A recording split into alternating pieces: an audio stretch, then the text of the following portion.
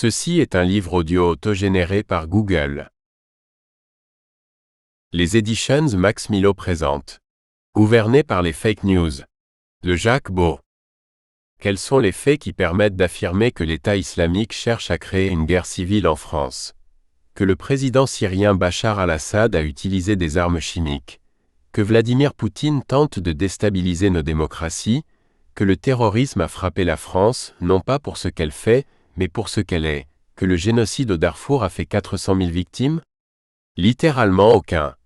Mais ces affirmations suffisent à asseoir la politique étrangère des pays occidentaux. L'auteur, ex-agent du service de renseignement stratégique suisse, passe ainsi en revue les principaux conflits contemporains que les pays occidentaux ont gérés à coups de fake news ces 30 dernières années. Jacques Beau, colonel, expert en armes chimiques et nucléaires, formé au contre-terrorisme et à la contre-guérilla, a conçu le Centre international de déminage humanitaire de Genève, GICHD, et son système de gestion de l'information sur l'action contre les mines, IMSMA. Au service des Nations Unies, il a été chef de la doctrine des opérations de maintien de la paix à New York et engagé en Afrique. À l'OTAN, il a dirigé la lutte contre la prolifération des armes légères. Il est l'auteur de plusieurs ouvrages sur le renseignement, la guerre asymétrique et le terrorisme. Des notes et des illustrations sont disponibles sur les éditions papier et électroniques du livre. Avant-propos. Mise bout à bout. Mes notes et analyses établies en 35 années passées dans le domaine de la sécurité internationale sur 3 continents, au service de la sécurité et de la paix, dans des cadres nationaux et internationaux, auraient permis d'épargner un peu plus de 470 000 vies humaines. Mais on n'a rien fait. La crainte de s'écarter des opinions dominantes, les préjugés, le refus de voir un problème sous un angle différent, ont été des échappatoires commodes, cachant souvent l'incompétence et le manque de curiosité. C'est ce que l'on nomme état profond ou état permanent. Une bureaucratie qui vit pour elle-même et cherche à satisfaire ses propres intérêts au détriment de l'intérêt général. En poste aux Nations Unies et à l'OTAN, j'ai côtoyé des militaires de tout pays durant plusieurs crises, sur le terrain ou au niveau des états-majors, au Congo, au Soudan, durant les crises libyennes, ukrainiennes et syriennes. J'ai pu constater la faiblesse des échelons supérieurs de commandement. L'incapacité à comprendre la logique de l'adversaire, le déficit de culture générale, l'absence de sensibilité pour la dimension holistique des conflits, un manque total d'imagination pour trouver des alternatives à l'emploi de la force afin de résoudre des problèmes parfois simples, la lâcheté lorsqu'il s'agit de conseiller le niveau politique en se basant sur les faits et une absence presque totale du sens des responsabilités. Les guerres sont gagnées par des soldats, mais certainement pas par des généraux. Les diplomates ne sont guère mieux. Généralement plus cultivés, ils sont souvent corrompus, manquent de courage et d'imagination. Enfermés dans une réflexion institutionnelle, ils partagent avec les militaires l'incapacité de comprendre les phénomènes asymétriques. Fréquemment victimes complaisantes des rumeurs, ils privilégient la discipline administrative au bon sens et règlent les problèmes plus par devoir que par souci d'efficacité, quitte à tordre le cou à la vérité. Quels sont les faits qui permettent d'affirmer que l'État islamique cherche à créer une guerre civile en France? Quels sont les faits qui permettaient à Nicolas Sarkozy d'affirmer que l'Iran appelle à la destruction d'Israël, ou à Emmanuel Macron d'affirmer que Vladimir Poutine est obsédé par les ingérences dans nos démocraties, ou que la Russie a envahi l'Ukraine? Littéralement aucun. Mais cela suffit à asseoir une politique étrangère, à frapper et à tuer des innocents. En fait, notre perception des événements est très partielle, et donc partiale. Nous croyons avoir une information objective et complète, mais ce n'est pas le cas. De légères omissions, simplifications et autres distorsions modifient de manière subtile notre façon de comprendre le monde.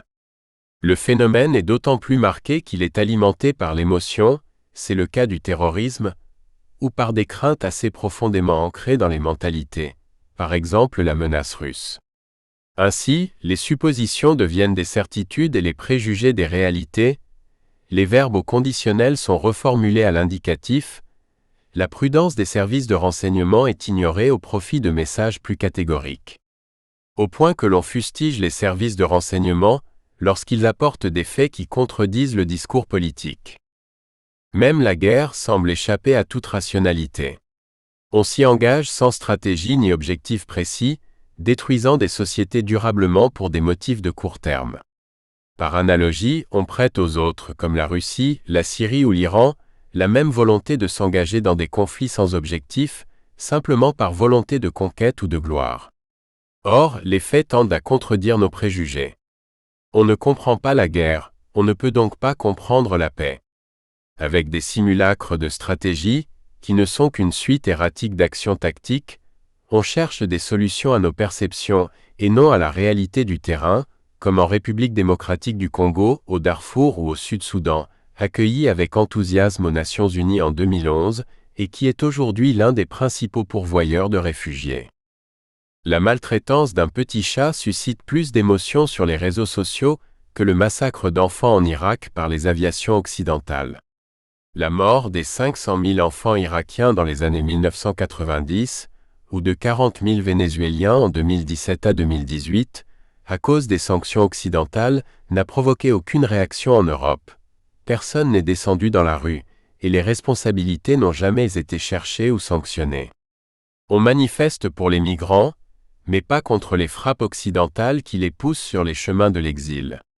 On manifeste pour le développement durable, mais on pille la principale ressource des pays en développement, les hommes. Une forme moderne du colonialisme, où les victimes sont complaisantes et participent au pillage.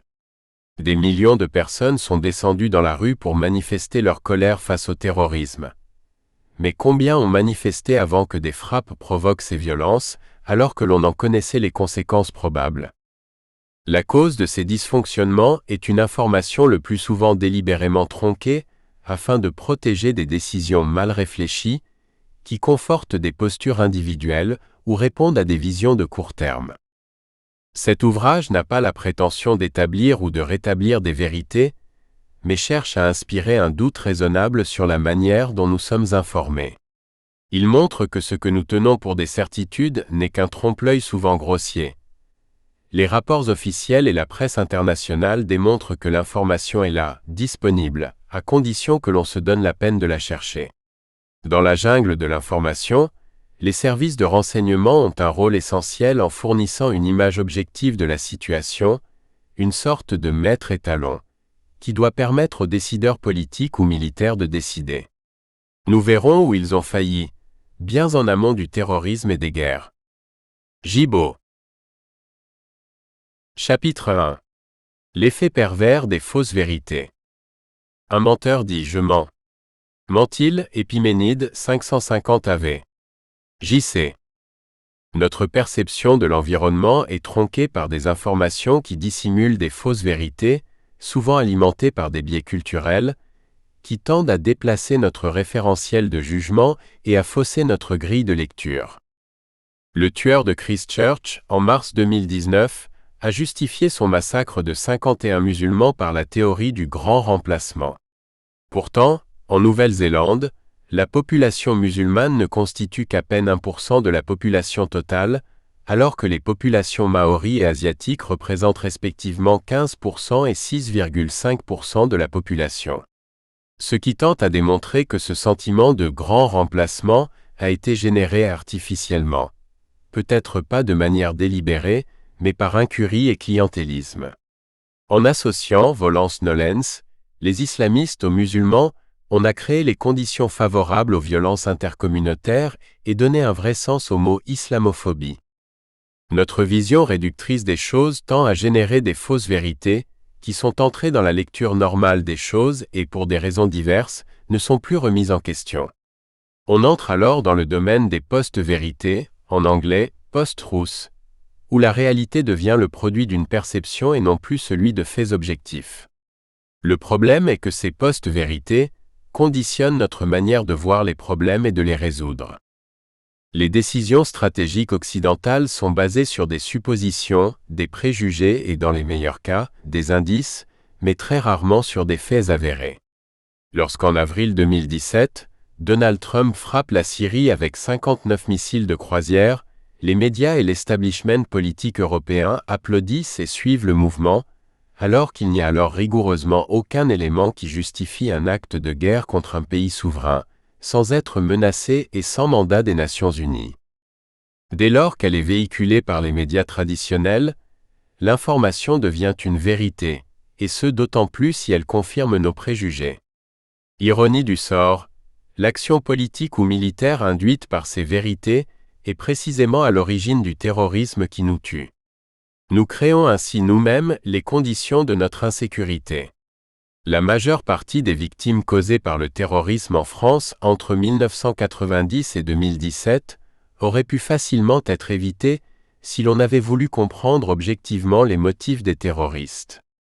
Si ces derniers sont à l'évidence coupables de leurs actes, les politiques, les journalistes et autres experts en terrorisme qui cherchent à imposer leur propre lecture du phénomène, en excluant les raisons données par les terroristes eux-mêmes, sous prétexte de ne pas leur donner raison, en deviennent objectivement des complices.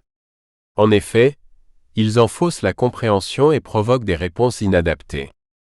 La recherche de la vérité est une entreprise complexe. Les mensonges et les omissions sont les éléments de base des mythes fondateurs.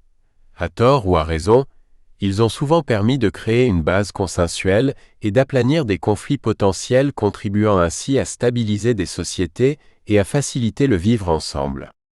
Bouddha, Moïse, Jésus-Christ, Guillaume Tell, Jeanne d'Arc et bien d'autres ont probablement alimenté des fake news en leur temps, ils sont pourtant devenus des références morales ou des symboles d'unité. Mais ils ont également justifié des massacres, des génocides et des injustices. Aujourd'hui, nous prétendons combattre le terrorisme au nom des valeurs occidentales, le respect des droits humains ou l'état de droit. Mais est-ce vrai?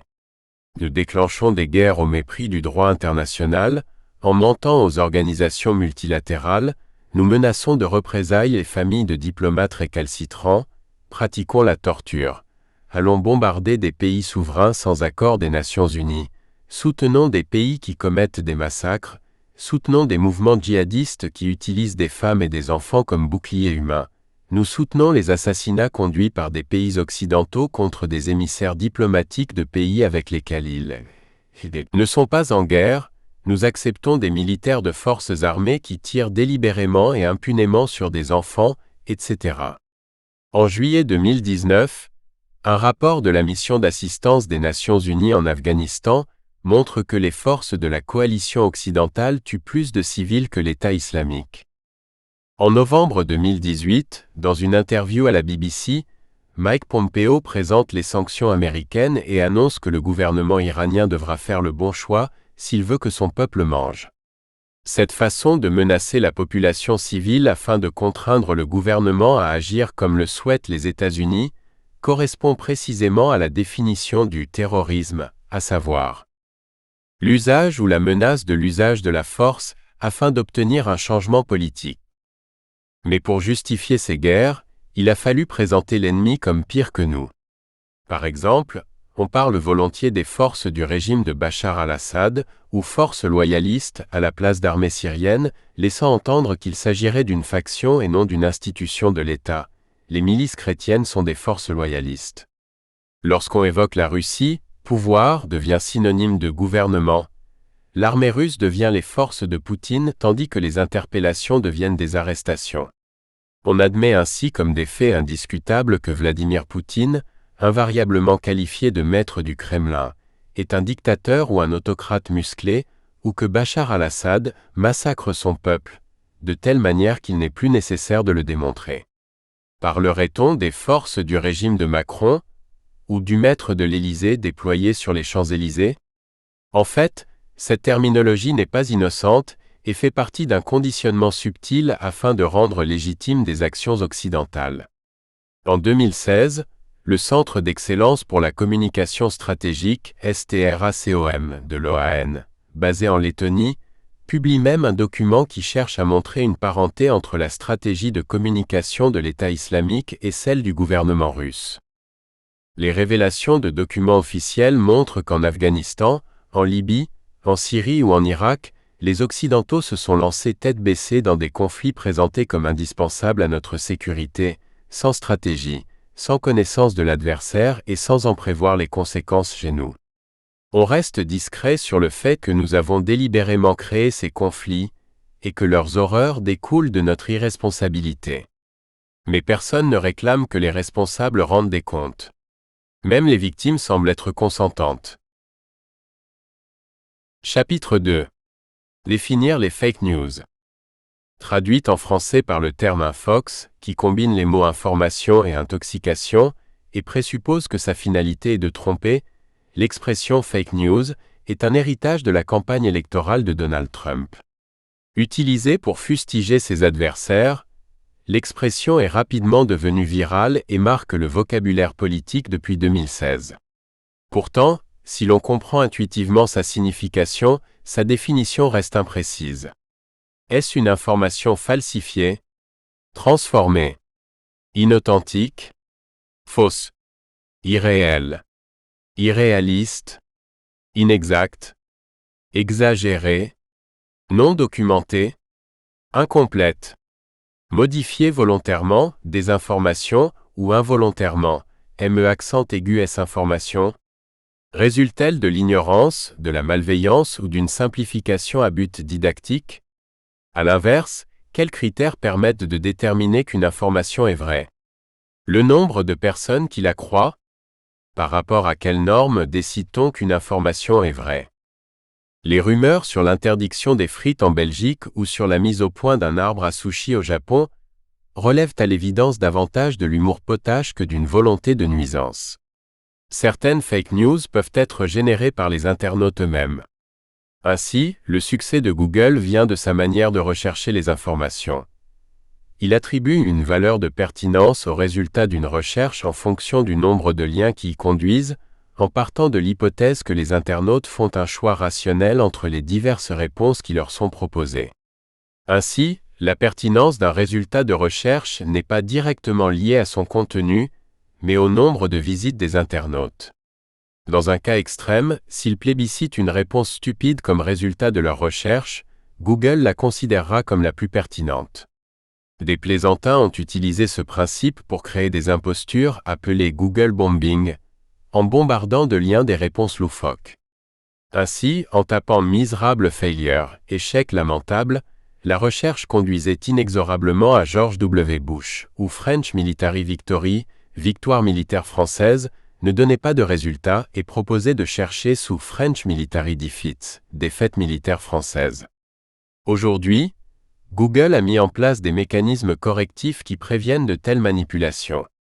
Ceci étant, la nature même des algorithmes n'exclut pas que des situations analogues puissent être provoquées de manière plus subtile.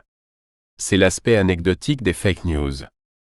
Au sommet de la pyramide sont les fake news qui manipulent les faits de sorte à créer une cohérence factice autour d'une apparence de vérité, afin de fausser la perception d'un auditoire et de le pousser à adhérer à une politique. Elles conduisent à la notion de post-vérité. Ce sont les vraies fake news, les plus perverses, les plus dangereuses, mais les plus difficiles à détecter. Un examen rapide montre que très peu de faits vérifiables et irréfutables confirment notre image de pays comme la Russie, l'Iran, la Syrie, etc. Kadhafi était probablement un dictateur, mais où sont les charniers des massacres qu'on lui attribue? Omar Bachir en était probablement un aussi, mais où sont les charniers des 400 000 morts du Darfour entre 2003 et 2006? En ayant créé et accepté ces mensonges sans sourciller, nous avons généré des centaines de milliers d'autres morts et une immigration qu'on ne parvient plus à maîtriser. Chapitre 3. Les interventions occidentales, les mensonges, boucliers de la démocratie. Bien avant le début des printemps arabes de 2010 à 2012, les États-Unis avaient un plan pour renverser 7 gouvernements du Proche et Moyen-Orient. En mars 2007, le général américain Wesley Clark, ancien commandant suprême des forces alliées en Europe de l'OTAN, révèle une conversation qu'il a eue au Pentagone juste après le 9/11e. Un des généraux prend un papier sur son bureau. « Je viens de recevoir aujourd'hui ce mémo de l'étage du dessus, du bureau du secrétaire à la Défense, qui décrit comment nous allons faire tomber 7 pays en 5 ans, en commençant par l'Irak, la Syrie, le Liban, la Libye, la Somalie, le Soudan, et en finissant par l'Iran. Un peu moins de 20 ans plus tard, tous ces pays sont en crise ou en guerre. Dans tout, les troubles ont commencé par des manœuvres d'influence et ont débouché sur une crise régionale. Toutes ces crises ont comme point commun l'implication des États-Unis, de la France et d'Israël. Toutes encourageront le développement du terrorisme djihadiste et toutes baigneront dans des mythes soigneusement entretenus par les médias traditionnels. Toutes suivent le même schéma hegelien. 3.1. C'est l'invasion soviétique de l'Afghanistan qui a conduit à la création d'Al-Qaïda. Alimenté par la russophobie ambiante, le mythe que l'intervention soviétique en Afghanistan est à l'origine du djihadisme à la vie dure. Il reste fréquemment évoqué par des spécialistes en terrorisme comme Rick Colsaet, des politiciens comme l'ex-premier ministre Manuel Valls ou des journalistes comme François Clémenceau. L'une des raisons pour lesquelles on a vu l'émergence d'Al-Qaïda, c'est parce qu'en Afghanistan les Russes sont venus envahir ce pays, l'occuper et ont créé en quelque sorte Al-Qaïda. Mais c'est faux. Robert Gates, directeur de la CIA de 1991 à 1993, explique dans ses mémoires que l'intervention soviétique était elle-même une réponse à la tentative américaine de déstabiliser le régime pro-soviétique de Kaboul avec des mouvements djihadistes plus de 6 mois plus tôt. En avril 1979, 2 mois après sa prise de pouvoir en Iran, l'ayatollah Khomeini fait fermer les stations d'écoute électronique de la CIA TACKSM-ANI, à Betchar, et TACKSM-AN2, à Kapkan. Situées au nord de l'Iran, elles assuraient la surveillance du sud de l'URSS. Simultanément, en Afghanistan, la réforme agraire provoque un mécontentement croissant contre le président Araki. Mais malgré ses demandes répétées, l'URSS refuse d'intervenir pour rétablir l'ordre. Il y a donc une opportunité pour les Américains d'encourager une rébellion islamique en Afghanistan afin de provoquer un renversement de régime et tenir en échec l'influence soviétique dans la région. Accessoirement, la CIA envisage d'y redéployer une station d'écoute qui reprendrait les tâches des anciennes stations TACKSM-AN.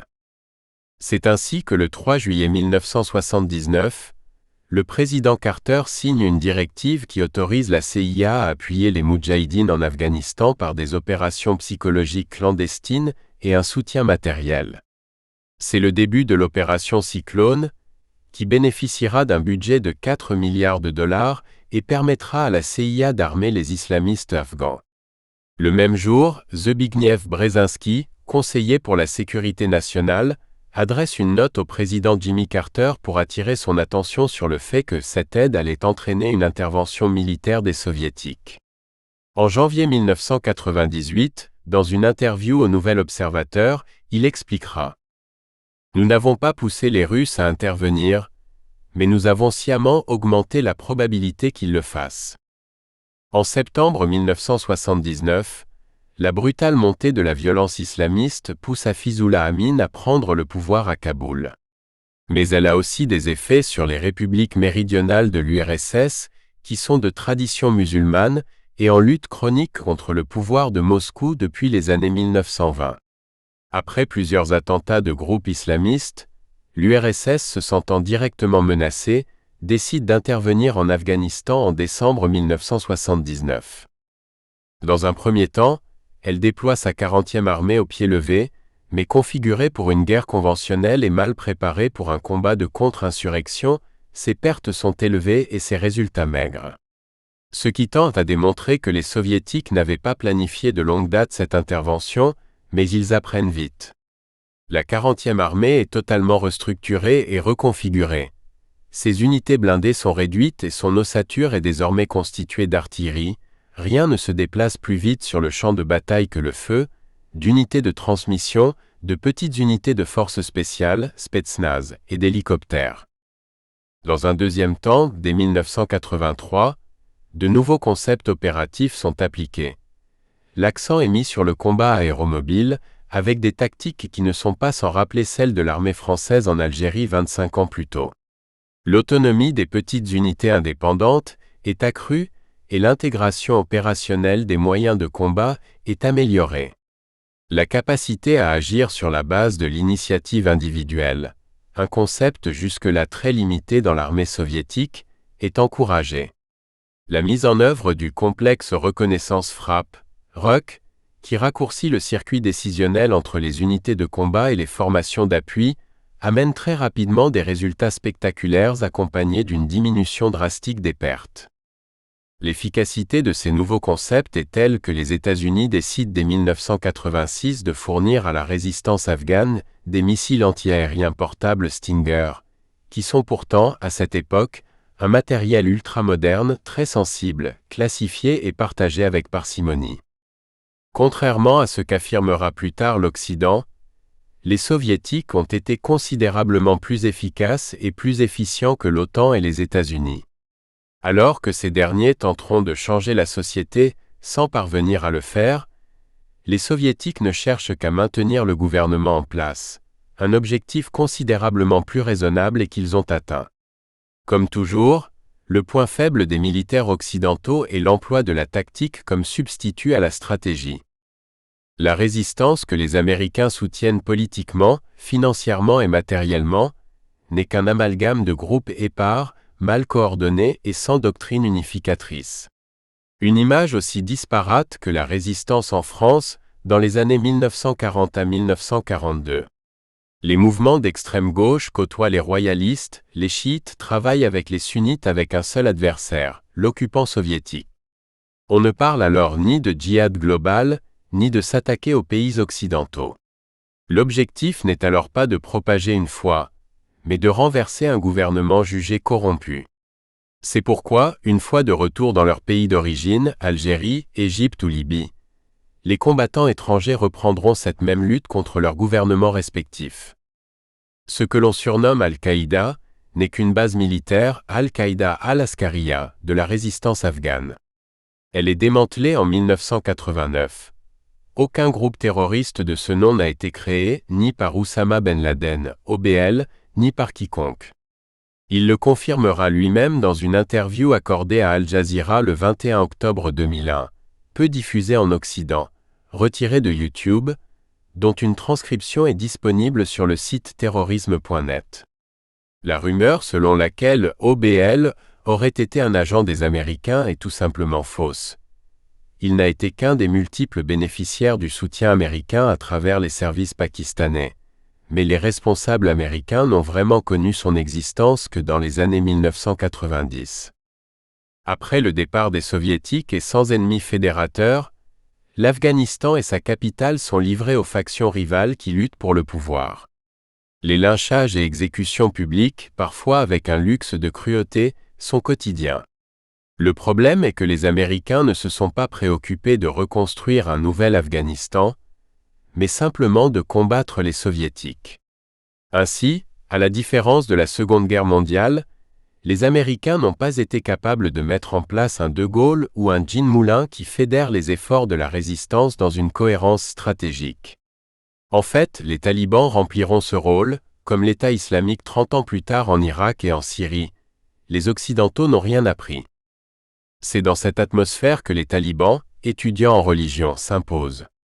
D'origine sunnite, leur mouvement apparaît en septembre 1994. Il se veut fédérateur des différentes ethnies, tendances religieuses, familles politiques et factions qui avaient fait la résistance afghane. Parti de la région de Kandahar, au sud du pays, il conquiert rapidement, pratiquement sans combat, l'ensemble du pays, à l'exception du nord qui reste alors dans les mains de l'Alliance du Nord, dirigée par le Tadjik Ahmed Shah Massoud. Dès leur installation au pouvoir, les talibans mettent en place un régime rigoureux, dont l'objectif est de rétablir la paix civile et l'ordre, supprimer le factionnalisme et permettre la gestion de l'État. Le régime de la charia, la loi islamique, est imposé et appliqué sévèrement. Leur gouvernement jouit d'un assez large soutien populaire, principalement parce qu'il apporte une forme de sécurité et élimine l'anarchie et l'arbitraire qui régnaient avec les milices. Toutefois, il ne parvient pas à obtenir la reconnaissance internationale qui permettrait un développement du pays. L'Occident refuse de traiter avec le régime, une intransigeance qui a pour effet de décrédibiliser la frange modérée du mouvement, favorable à des réformes en échange d'une reconnaissance internationale, pour développer le pays. Les talibans ne sont pas des djihadistes globaux. Ils n'ont jamais eu pour objectif de diffuser leur doctrine à travers le monde. En revanche, ils soutiennent, plus par conviction religieuse que par ambition politique ou territoriale, les efforts des combattants islamistes de la région, notamment au Jammu et Cachemire. Le conflit draine alors des combattants islamistes du monde entier, installés dans les zones tribales à la frontière entre l'Afghanistan et le Pakistan. Ces combattants, capturés à la fin 2001, début 2002 par les forces spéciales américaines, constitueront le premier contingent de prisonniers à Guantanamo, que les Américains devront libérer quelques années plus tard, après les avoir transformés en djihadistes globaux. En fait, les efforts des talibans sont absorbés par des problèmes intérieurs et les rivalités entre les chefs djihadistes locaux. Les talibans et Mollah Omar, en fait, se sont souvent définis contre les autres leaders afghans qu'ils considèrent représenter une pensée radicale panislamiste.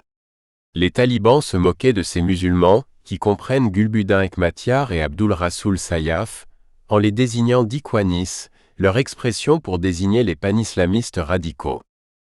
Les frappes américaines d'août 1998 rapprochent les talibans des djihadistes panislamistes autour d'une défense de l'islam, sans toutefois les pousser dans le djihad global.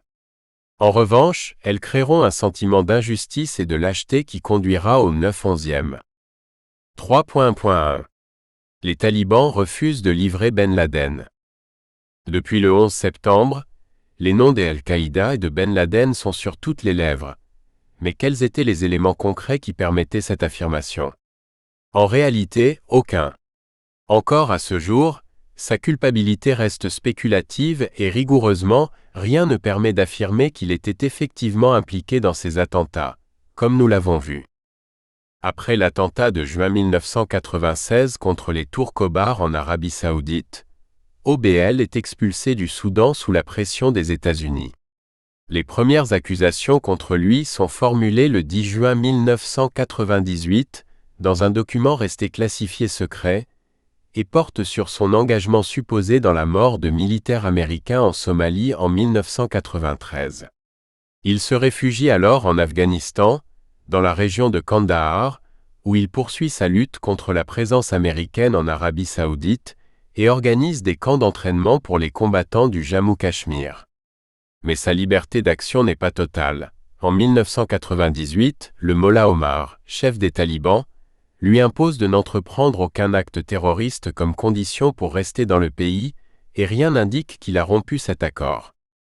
Après les attentats du 9 août 1998 contre les ambassades américaines de Dar es Salaam et Nairobi, les Américains se font plus pressants et demandent son extradition. Pourtant, aucune preuve n'existe et l'accusation américaine se fonde uniquement sur des suspicions, elles-mêmes basées sur sa fatwa de février 1998. Mais en réalité, on n'en sait rien. Sur une note concernant ces attentats, le président Bill Clinton griffonne à l'intention de Sandy Berger, son conseiller à la sécurité nationale. Sandy, si cet article est correct, la CIA a certainement exagéré les faits qui m'ont été présentés. Quels sont les faits? La position des talibans est claire. Ils sont prêts à le livrer mais demandent des preuves de sa culpabilité. Les Américains fournissent des éléments, mais la Haute Cour de justice afghane juge qu'il ne démontre pas son implication et refuse de le livrer. Alors, les talibans demandent aux Américains de faire une proposition constructive pour résoudre la crise. Mais cette demande ne sera jamais relatée comme telle dans les médias occidentaux, et les Américains n'y répondront pas. Pourtant, les talibans cherchent une solution. Le 21 février 2001, ils offrent aux États-Unis de l'extrader en échange d'un accord sur les sanctions qui touchent le pays, mais pour des raisons qui n'ont jamais vraiment été éclaircies par la suite, le gouvernement américain refuse. Après le 11 septembre, la question de l'extradition d'OBL revient sur la table et l'émissaire des talibans déclare au chargé d'affaires américain d'Islamabad que si les États-Unis apportaient des preuves de sa responsabilité, le problème pourrait être facilement résolu. Mais en réalité, les preuves de l'implication d'OBL n'intéressent plus vraiment les Américains, car ils avaient déjà décidé d'intervenir en Afghanistan bien avant le 9/11e.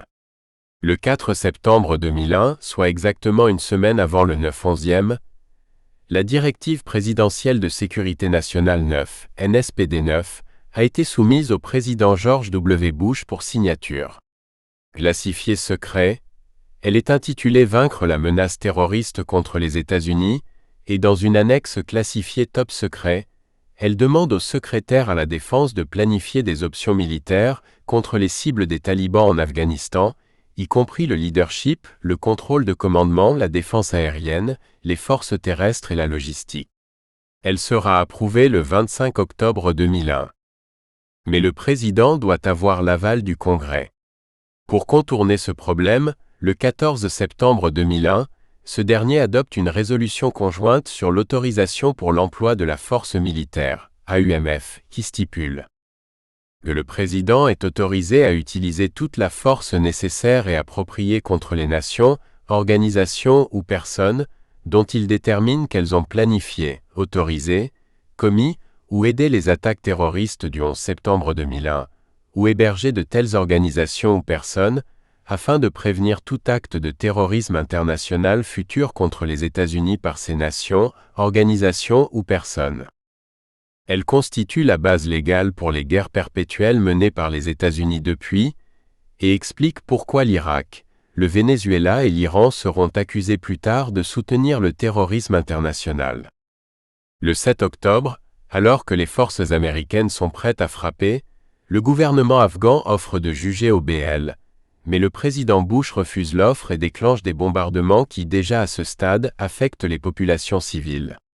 Une semaine plus tard, le vice-premier ministre afghan, Haji Abdul Kabir, confirme que les talibans sont prêts à remettre OBL si des preuves de son implication, même pas sa responsabilité, sont fournies et en échange d'un arrêt des bombardements.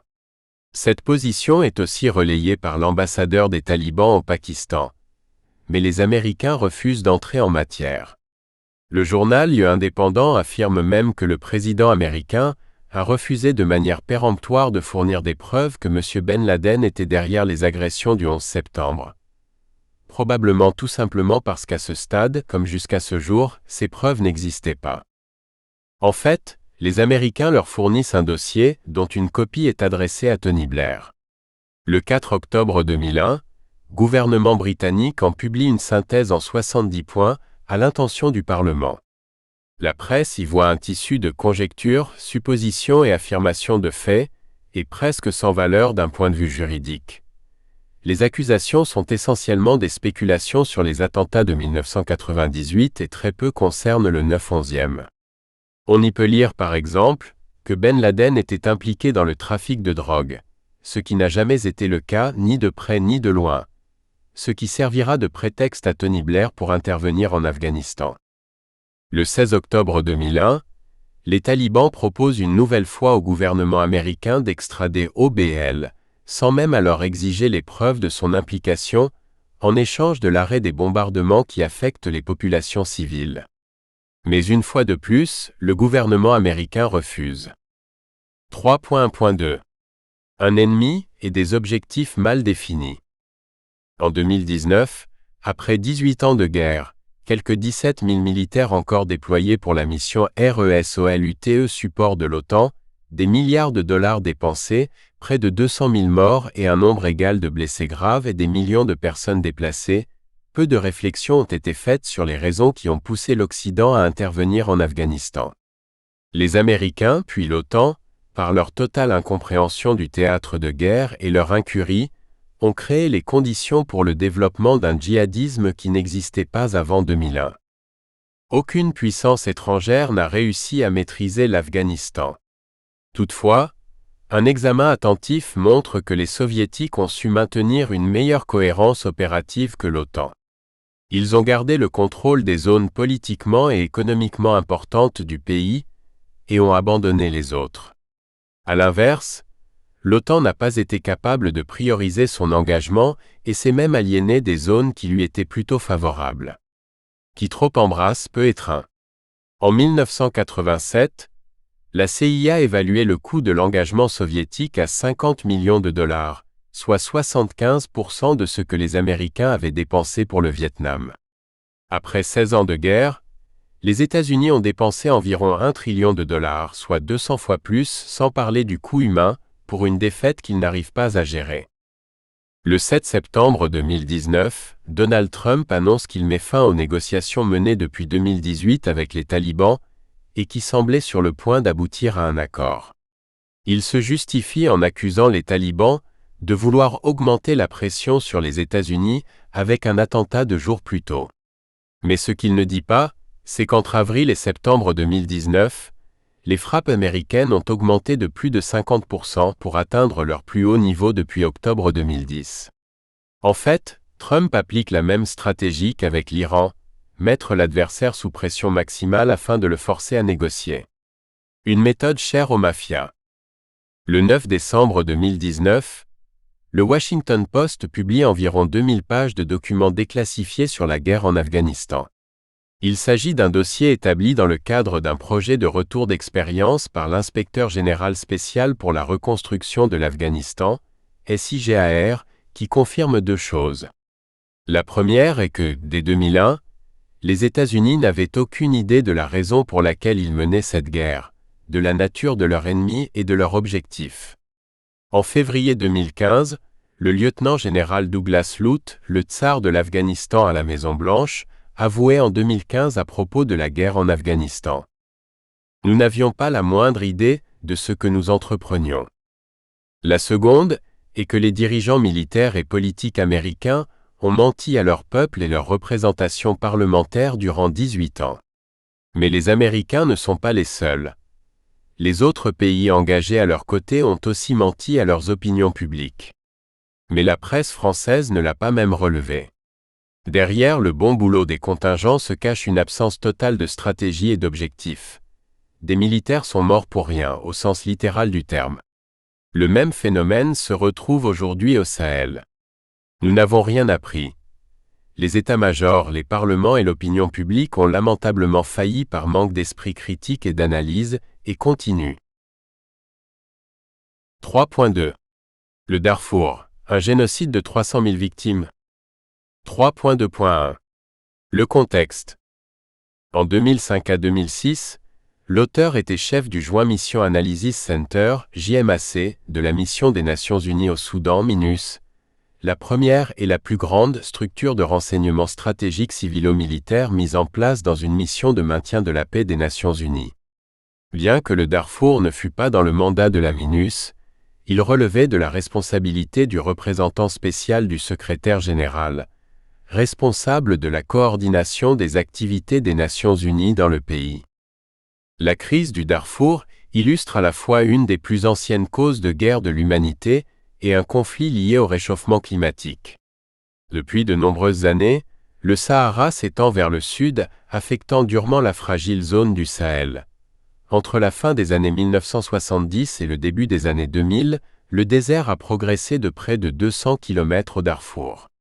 Il a ainsi progressivement recouvert le territoire des tribus d'éleveurs nomades, en particulier les Agawa et les Djimir, en les poussant vers les terres de tribus d'agriculteurs sédentaires, parmi lesquelles les Four, Darfour. Cette lente migration sans retour ne doit pas être confondue avec les migrations saisonnières des éleveurs déplaçant leurs troupeaux du nord au sud et vice-versa au rythme des saisons. Ces dernières sont également source de querelles, mais elles sont efficacement gérées par des mécanismes traditionnels, qui définissent et attribuent des itinéraires de transhumance. Au Soudan, comme dans de nombreux pays musulmans, la terre n'appartient à personne. L'attribution et l'usage des terres sont régis par des mécanismes traditionnels, propres à chaque tribu, selon des règles parfois complexes, appelées awakir ou akura. Or, l'arrivée de nouvelles populations dans des zones où les ressources naturelles sont rares a bouleversé ces règles, provoquant des heurts violents qui sont à la base du conflit du Darfour. Dès les années 1990, afin d'apaiser la situation et d'apporter une solution durable, le gouvernement de Khartoum tente de redéfinir les mécanismes d'attribution des terres et d'imposer une méthode uniforme sur tout le territoire du Darfour. Mais cette intervention du gouvernement central enfreint les prérogatives tribales et provoque des réactions violentes. elle est interprétée comme une marginalisation des autorités locales, et certaines tribus s'insurgent contre les nouvelles règles qui donnent aux nouveaux venus les mêmes droits qu'aux populations autochtones. Les organisations internationales et de développement interpréteront la crise à l'occidental et accuseront Khartoum de délaisser le Darfour, alors que c'est exactement le contraire. Le gouvernement soudanais se trouve rapidement isolé entre ceux qui veulent des compensations pour leurs terres perdues et ceux qui refusent de modifier l'awakir traditionnel. En 2002, Abdul Wahed Mohamed Nour réunit ces deux sources de mécontentement et crée le Mouvement de libération du Darfour, MLD. C'est le début de la politisation du conflit au Darfour. Elle n'est pas fortuite et coïncide avec l'adoption d'une nouvelle stratégie par John Garang, chef du Sudan's People Liberation Movement Army, SPLMA au Sud-Soudan. Il s'agit d'encercler le gouvernement de Khartoum, en créant des foyers insurrectionnels dans toutes les régions du pays, afin de le forcer à négocier. Il menace Khartoum depuis l'Est avec sa New Sudan Brigade, NSB, stationnée en Érythrée.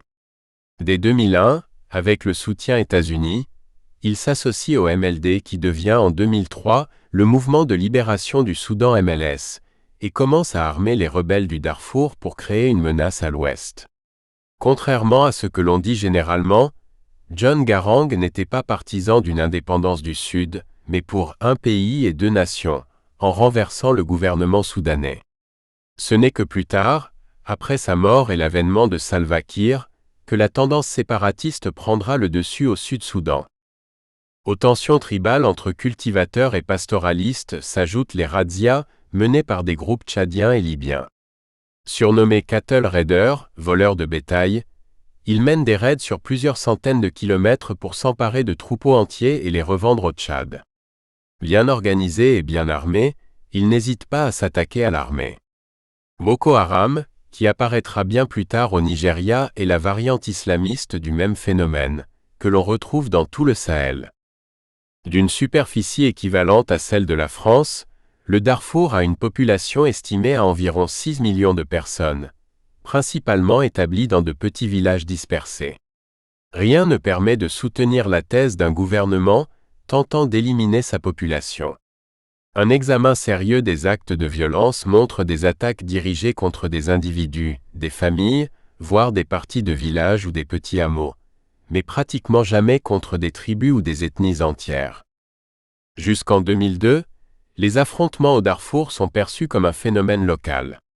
Mais après le 9/11, les Américains pensent que le Sahel est devenu un repère privilégié pour les djihadistes. Ils établissent la Trans-Sahara Counter-Terrorism Initiative, TSCTI, qui regroupe la plupart des pays du Sahel, où sont déployées des forces spéciales sous la conduite du Special Operations Command Europe, SOCEUR, et la Combined Joint Task Force Horn of Africa, CJTFHOA, basée à Djibouti sous l'autorité du Central Command, CENTCOM, pour couvrir le nord-est de l'Afrique. Leur seul point d'ombre est le Soudan. Dans les années 1990, il avait accueilli OBL, alors en disgrâce, et les Américains sont convaincus qu'il est le point faible de leur dispositif. Il faut donc le mettre sous pression pour lui faire accepter le déploiement d'une force militaire au Darfour. Les accusations et chiffres fantaisistes sur des crimes et autres massacres au Darfour se multiplient. Mais après l'Irak et l'Afghanistan, le gouvernement soudanais craint qu'une mission de maintien de la paix au Darfour soit le prélude à une opération destinée à le renverser. En 2004, il accepte cependant le déploiement d'une mission de maintien de la paix de l'Union africaine AMI au Darfour. Elle est financée par l'Union européenne, tandis que l'OTAN lui fournit un appui logistique et y déploie des éléments de renseignement. Dès le début 2005, des forces spéciales américaines opèrent clandestinement sur le territoire soudanais, dans la région du Darfour, afin de détecter d'éventuels groupes islamistes, et ne trouvent rien. 3.2.2 Les milices janjaouides. Les accusations contre le gouvernement soudanais font invariablement référence aux milices janjaouides. Mais ici encore, l'ignorance rencontre la désinformation. Durant les années 1980 à 1990, l'armée soudanaise est en guerre au sud du pays, et ne dispose pas de forces pour répondre aux violences tribales du Darfour. Le gouvernement adopte alors la même stratégie que les Britanniques et les Français en Afrique et en Asie. Il arme les tribus sur lesquelles il peut compter. Malheureusement, il n'établit pas de mécanisme suffisant pour gérer et coordonner ces milices, qui échappent ainsi progressivement à son contrôle pour mener des opérations complètement indépendantes à caractère tribal. Ces milices sont connues sous les noms de Mura Alain dans le Bahr el Ghazal, de Shahama en Abyei et de Janjaweed au Darfour. En 1989, afin de reprendre le contrôle de la situation, le gouvernement crée les Popular Defense Force (PDF), des unités territoriales composées de militaires recrutés localement, armés, équipés et formés par l'armée. Mal équipés, dépourvus de matériel lourd et très peu mobiles, les PDF assurent un rôle essentiellement défensif et local, tandis que la dimension dynamique du maintien de l'ordre est dévolue aux troupes du ministère de l'Intérieur. Le terme de Janjaweed est typiquement darfourien et désigne un bandit. Alors qu'en Occident on l'associe à des milices gouvernementales, dans le langage courant il désigne tout ce qui porte une arme, y compris les rebelles tchadiens qui viennent se réfugier sur le territoire soudanais. En fait, le recoupement des témoignages montre qu'il désigne en premier lieu des bandes organisées, cattle raiders, et des milices tribales indépendantes, mais aussi les mouvements rebelles eux-mêmes. Par ailleurs, des informations précises et confirmées indiquent que depuis mars 2005 au moins, le gouvernement soudanais a cessé tout soutien aux milices tribales. À telle enseigne qu'en 2005, on note de nombreux accrochages entre des milices Janjaweed et la sécurité soudanaise, jusqu'au siège de sa garnison d'El Geneina durant plusieurs jours. 3.2.3 Les armes chimiques. En 2016, Amnesty International publie un rapport qui accuse l'armée soudanaise d'utiliser des armes chimiques contre les rebelles dans la région du Djebel Mara. Ce type d'accusation réapparaît régulièrement depuis la fin des années 1990, mais aucune des missions de vérification envoyées sur place n'a pu les confirmer. Le rapport d'Amnesty soulève de très nombreuses questions et le gouvernement allemand a émis des doutes quant à sa pertinence.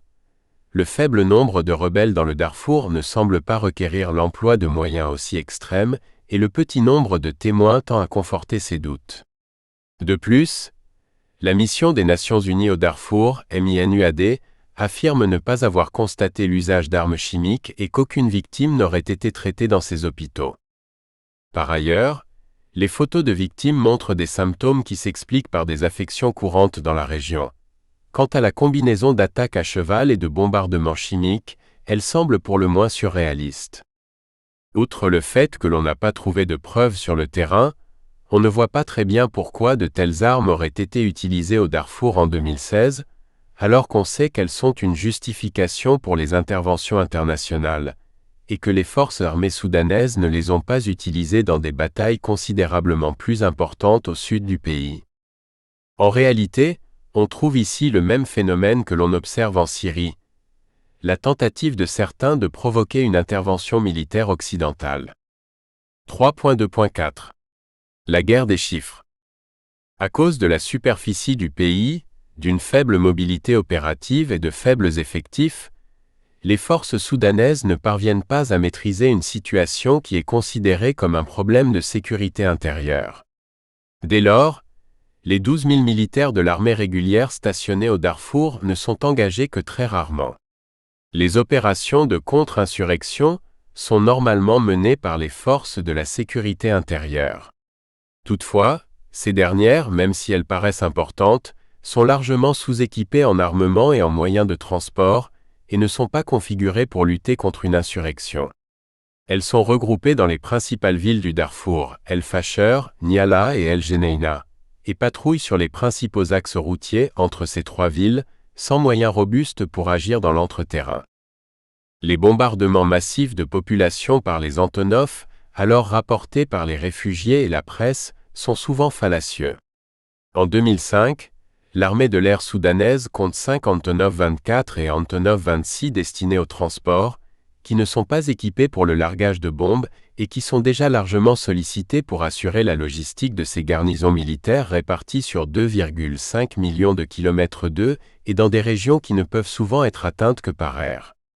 Par comparaison, les Nations Unies, pour assurer la logistique de l'UNMIS, environ 30 000 personnes, dans le même espace, ont alors une flotte de plus de 50 appareils. L'examen des incidents rapportés et les observations sur place ne permettent pas de confirmer l'emploi de ces appareils pour bombarder des populations civiles. En fait, le mot Antonov est utilisé pour tout ce qui vole, y compris les hélicoptères Mi-24 ou plus rarement Mi-8, équipés de roquettes, utilisées pour combattre les groupes armés. Les roquettes non guidées air-sol sont habituellement les munitions qui occasionnent le plus de ratés. Pourtant, des enquêtes sur le terrain menées par des spécialistes internationaux du déminage mandatés par les Nations Unies en 2006 et en 2007 constatent que les restes de munitions les plus fréquemment rencontrés au Darfour dans les zones de combat sont les grenades à main et les grenades anti-chars de RPG-7. Dans certaines zones, on trouve des restes de roquettes solaires. Quant aux restes de bombes aériennes, les équipes envoyées sur les emplacements des affrontements au début 2006 par l'ONU n'en ont trouvé aucun. Tout ceci ne démontre rien, mais permet de jeter un doute sérieux sur les accusations occidentales de génocide et de destruction systématique de la population. Ceci étant dit, après l'intervention occidentale en Libye, le paysage sécuritaire de la région se modifie profondément. Les armes récupérées de part et d'autre, y compris celles fournies par des pays européens malgré l'embargo des Nations Unies, se retrouvent au nord du Soudan-Darfour et alimentent les conflits tribaux aux confins du Tchad jusqu'au centre du Darfour. Les affirmations selon lesquelles le gouvernement tenterait d'arabiser le Darfour sont tout simplement fausses. Tout d'abord, le gouvernement n'a jamais revendiqué une telle politique et on ne voit pas vraiment quel pourrait être son objectif. Même le conflit nord-sud, que l'on présente volontiers comme une guerre de religion entre islamiques et chrétiens animistes, était de nature tribale. C'est d'ailleurs pourquoi il persiste après l'indépendance du Sud-Soudan. Au Darfour, les populations d'origine arabe et africaine se sont étroitement mélangées avec le temps, et il est pratiquement impossible de les différencier. Sur le plan religieux, et contrairement au Sud-Soudan, la population est homogène et presque exclusivement musulmane. En réalité, les affrontements opposent pêle-mêle arabes, non-arabes, cultivateurs, éleveurs dans toutes les combinaisons possibles. C'est d'ailleurs cette diversité de conflits qui est la source du problème. Contrairement à une opinion largement répandue en Occident, l'essentiel des actes de violence est de nature tribale ou criminelle. Le nombre des mouvements politiques reste très marginal.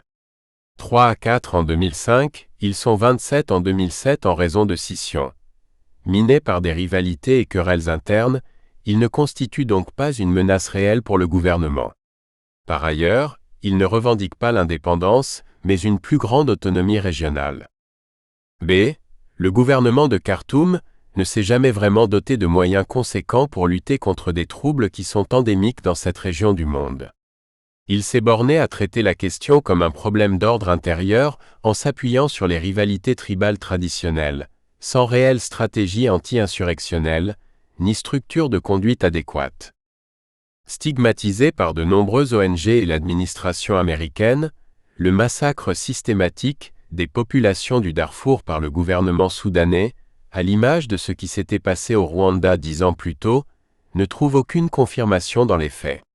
Le nombre d'études effectuées sur la mortalité au Darfour témoigne du malaise qui règne autour des chiffres. Dès le début de la crise du Darfour, l'Office de coordination de l'aide humanitaire, OCHA, des Nations Unies évoque le chiffre de 180 000 morts. Au début 2005, alors qu'est mise en place la mission des Nations Unies, l'estimation la plus courante est de 200 000 morts. Durant cette période, où l'auteur a eu une très bonne visibilité sur la situation et a collaboré avec les principaux services de renseignement occidentaux, aucun affrontement majeur n'a eu lieu, et l'accès humanitaire est globalement bon.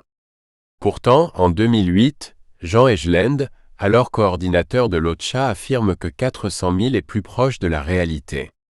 Pourtant, 10 ans plus tard, le chiffre le plus souvent avancé est de 300 000 morts, tout en restant purement spéculatif.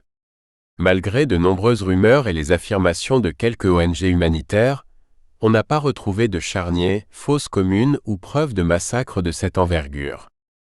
En fait, ces chiffres sont issus d'estimations et projections statistiques basées sur des témoignages invérifiés et invérifiables. Mais cela n'empêche pas la communauté internationale d'accuser le gouvernement soudanais de génocide. Pour justifier cette accusation, on joue alternativement sur deux notions. La mortalité due aux conséquences des violences, manque d'hygiène, manque d'eau et de nourriture, etc., et la mortalité due aux actes de violence eux-mêmes. Voire on les mélange.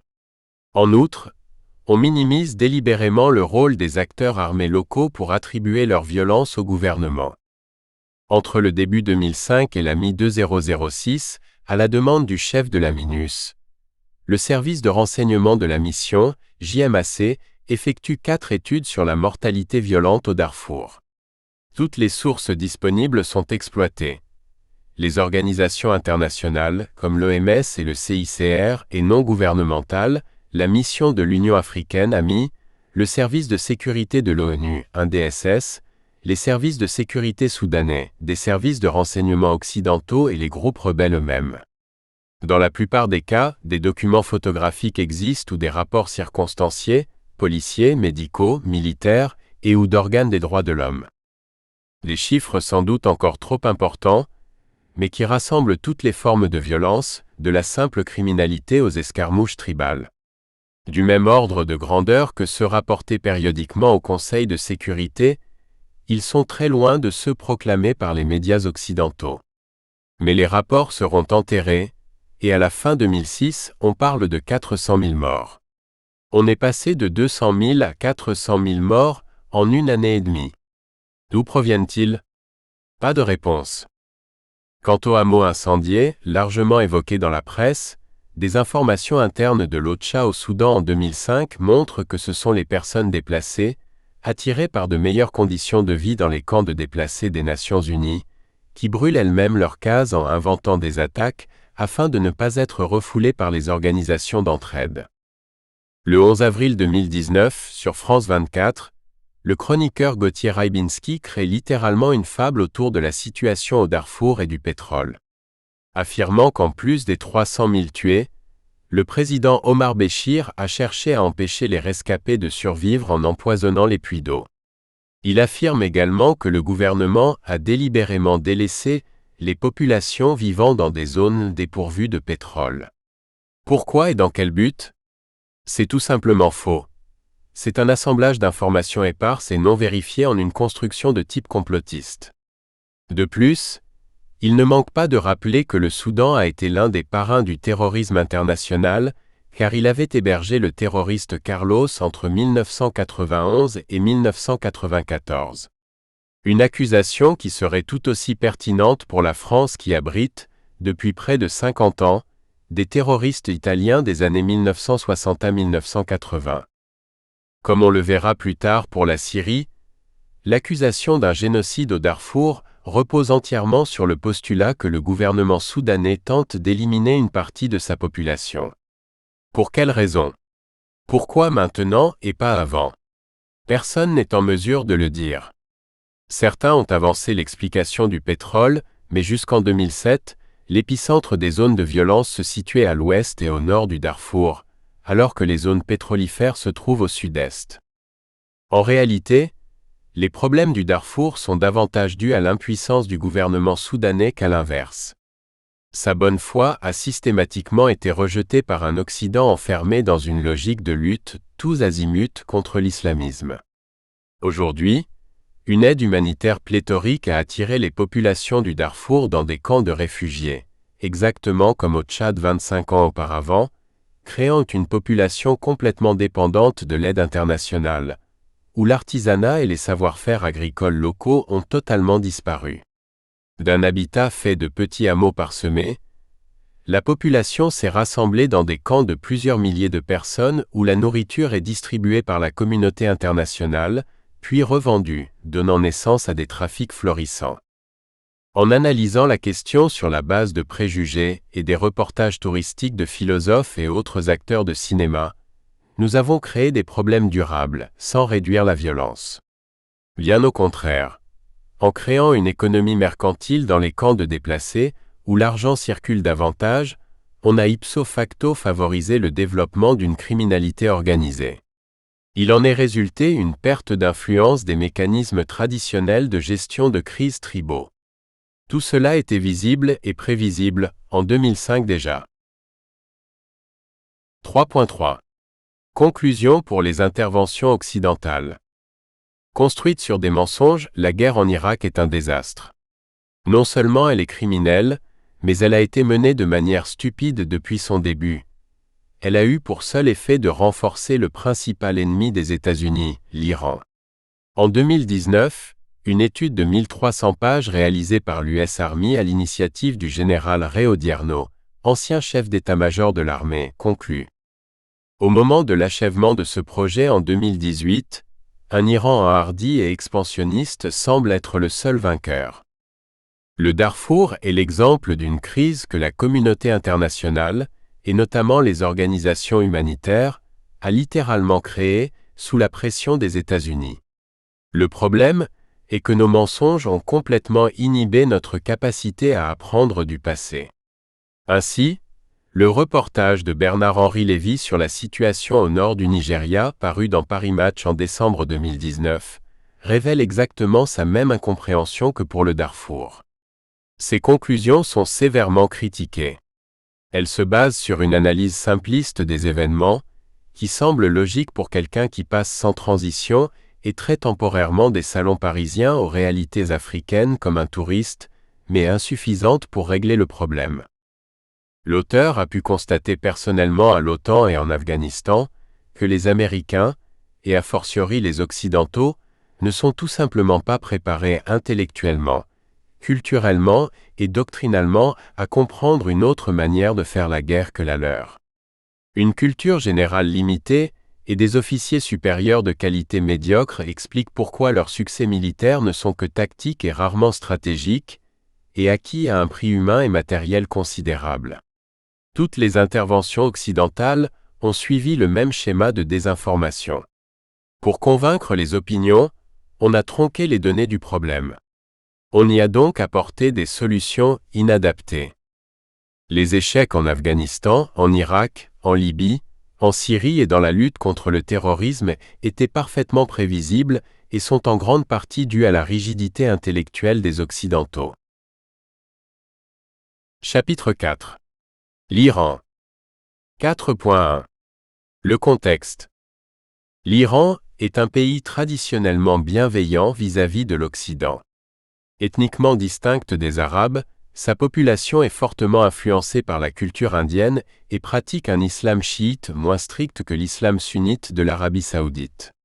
L'Iran n'a pas de tradition d'expansion guerrière et n'a attaqué aucun pays depuis 1798. Après le renversement du Premier ministre Mohammad Mossadegh en 1953 par une opération conjointe du MI6 britannique et la CIA américaine, Opération Ajax, et jusqu'au début des années 1980, l'Iran est le principal allié d'Israël et de l'Occident dans la région. Pays limitrophe de l'Union soviétique, il est alors une pièce essentielle du dispositif des États-Unis, à la fois pour sa politique régionale et ses capacités de renseignement. Malgré cela, l'Iran maintient une politique de sécurité non alignée.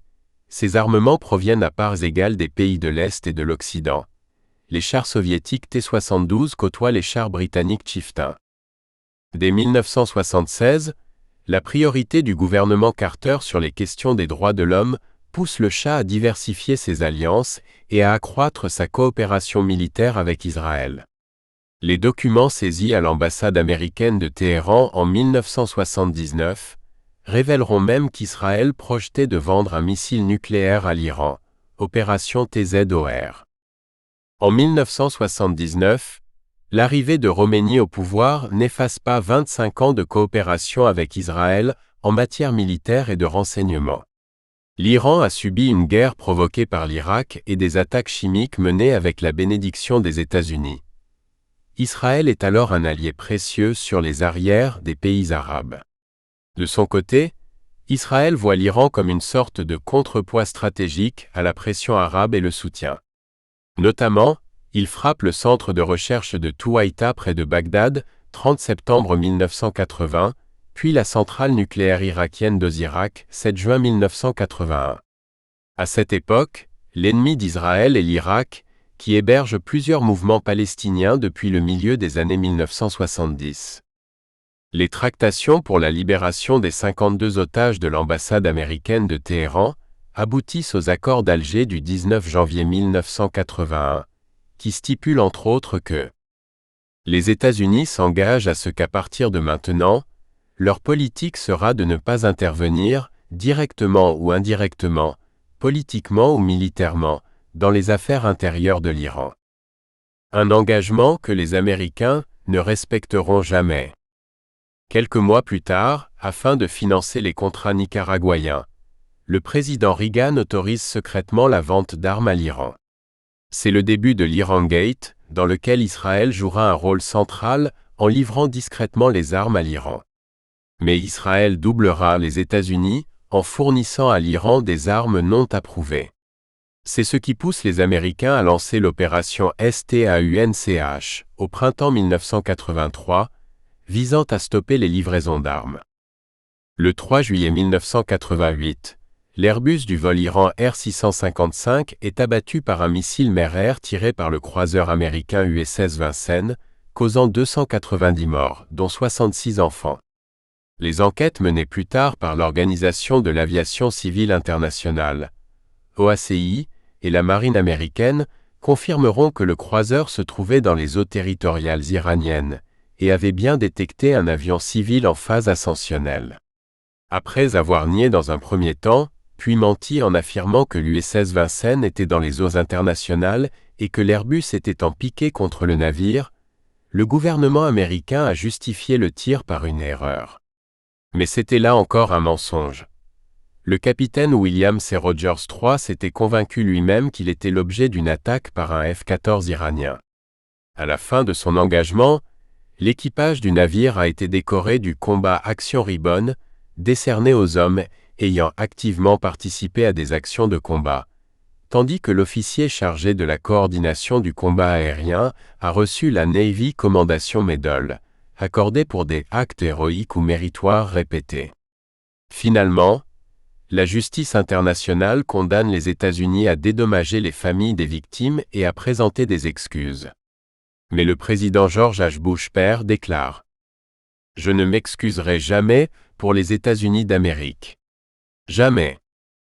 Peu m'importe les faits. » Ce que les médias occidentaux omettront de rappeler après la tragédie du vol d'Ukraine Airlines 752 en janvier 2020. Dès la fin de la guerre froide, l'Iran s'efforce d'améliorer ses relations avec l'Occident. Sa neutralité durant la première guerre du Golfe, 1990 à 91, est une clé du succès de la coalition internationale. Dans cet équilibre géostratégique en mutation, l'Iran en profite pour tendre la main aux Européens, mais sous la pression américaine, ils ne la saisiront pas. Après le 9/11e, le gouvernement du président Mohamed Khatami a adressé ses condoléances au peuple américain et a appuyé l'intervention américaine en Afghanistan. Après l'assassinat de 9 diplomates iraniens par les talibans en 1998, les tensions entre deux pays s'étaient accentuées et l'Iran a apporté un appui non négligeable aux Américains dans le domaine du renseignement, au début de l'opération Enduring Freedom. L'Iran a également financé et entraîné l'Alliance du Nord d'Ahmed Shah Massoud, qui renverse les talibans et s'empare du pouvoir à Kaboul le 14 novembre 2001. En décembre 2001, à la conférence de Bonn, le négociateur américain James Dobbins remercie l'Iran d'avoir convaincu ses alliés afghans de rejoindre la coalition d'unité nationale. Mais un mois plus tard, le 29 janvier 2002, lors de son discours sur l'état de l'Union, le président américain, pour tout remerciement, inclut l'Iran dans l'axe du mal. Dès 2001, ce sont les erreurs et le manque de vision stratégique des Occidentaux qui ont donné à l'Iran son rôle de puissance régionale, comme le confirme l'ancien ministre des Affaires étrangères israélien Shlomo Ben Ami. L'Iran a soutenu les États-Unis durant la première guerre du Golfe, mais a été écarté de la conférence de Madrid. L'Iran s'est également placé du côté de l'administration américaine dans la guerre contre les talibans en Afghanistan. Et lorsque les forces armées américaines ont mis l'armée de Saddam Hussein en déroute au printemps 2003, les Iraniens sur la défensive ont proposé un pacte global qui mettrait tous les points de contentieux sur la table, de la question nucléaire à Israël, du Hezbollah au Hamas. Les Iraniens se sont aussi engagés à ne plus faire obstruction au processus de paix israélo-arabe. Mais l'arrogance et le accent aigu aux conservatrices américaines, nous ne discutons pas avec l'axe du mal, a empêché de donner une réponse pragmatique à la démarche iranienne. En intervenant en Irak en 2003, avec l'appui de la majorité chiite du pays, les stratèges américains n'ont pas compris qu'ils créaient un axe continu entre l'Iran et le Liban, qu'ils ont renforcé en isolant la Syrie après 2005. Ils ont ainsi généré un sentiment d'encerclement auprès des monarchies du Golfe, comme en témoigne un message secret de l'ambassade américaine de Riyad du 22 mars 2009. C'est ce qui poussera plus tard l'Arabie saoudite et le Qatar à réaffirmer l'influence sunnite à travers les révolutions qui ont touché les pays arabes laïcs. L'Occident les a perçus comme des sursauts démocratiques, alors qu'elles étaient essentiellement une réaction de défense des monarchies du Golfe qui se sentaient menacées. Et ce d'autant plus que l'essentiel de leurs richesses pétrolières se situe dans des zones où leurs minorités chiites sont majoritaires. Au début des années 2000, les relations entre l'Iran et Israël changent radicalement. L'État hébreu voit le soutien américain comme une condition sine qua non de sa survie. Or, ce soutien est fonction des menaces qui pèsent sur lui. Avec la disparition de l'Irak comme menace principale, Israël s'aligne sur son protecteur et adopte l'Iran comme son ennemi préféré. Sa paranoïa était infondée dans le cas de l'Irak, et elle l'est tout autant aujourd'hui pour ce qui concerne l'Iran.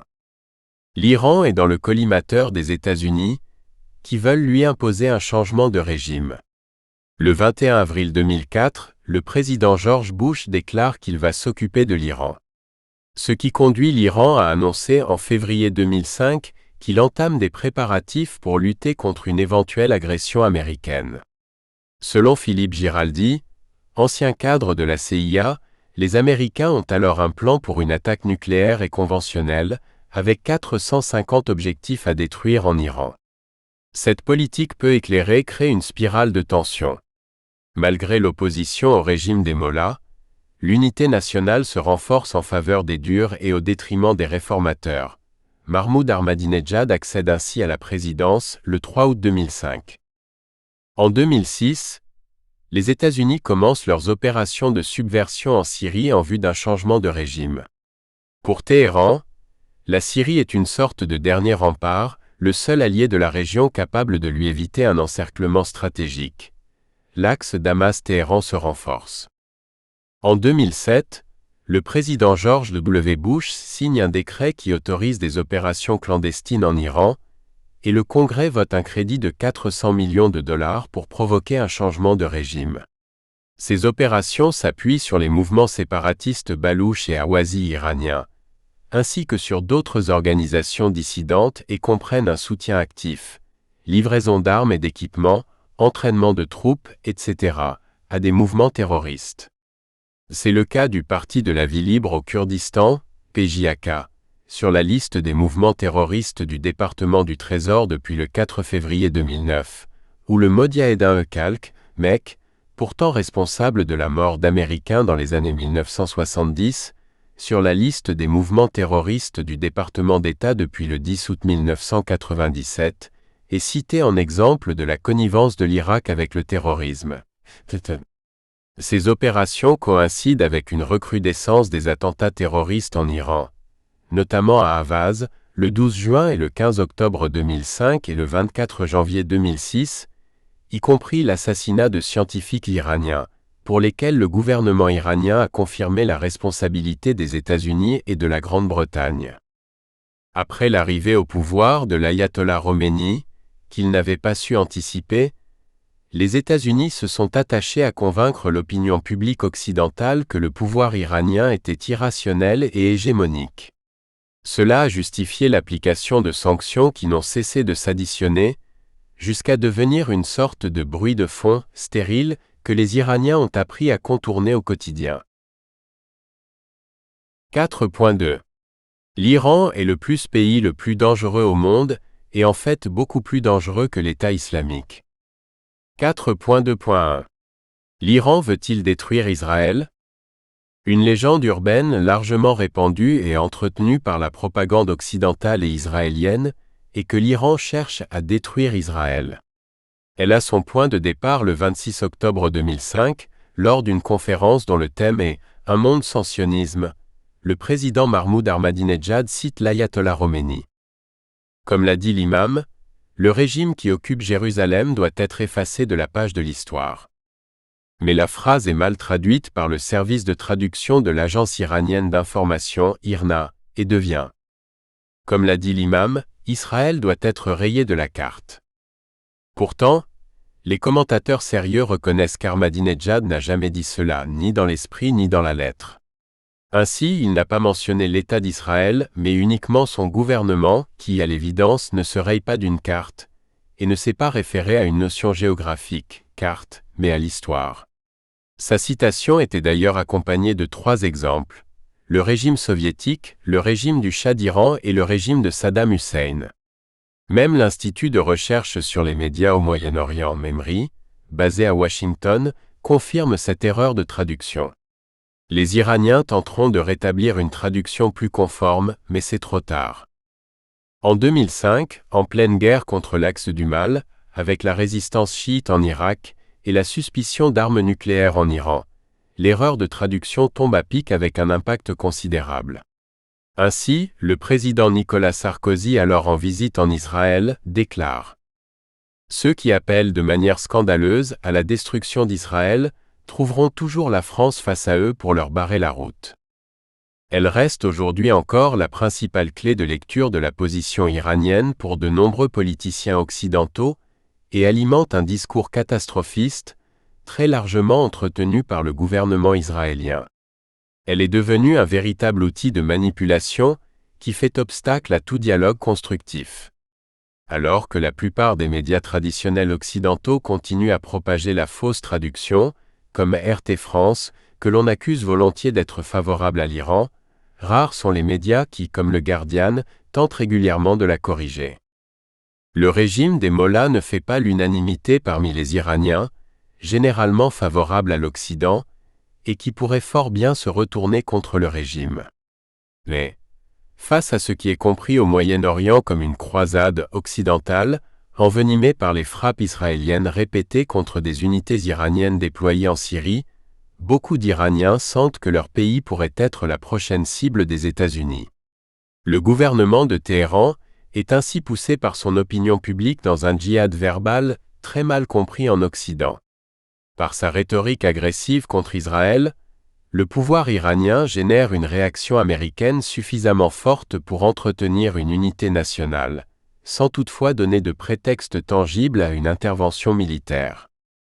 Nous sommes tellement habitués à mener des guerres sans objectif concret que nous prêtons la même sottise aux autres.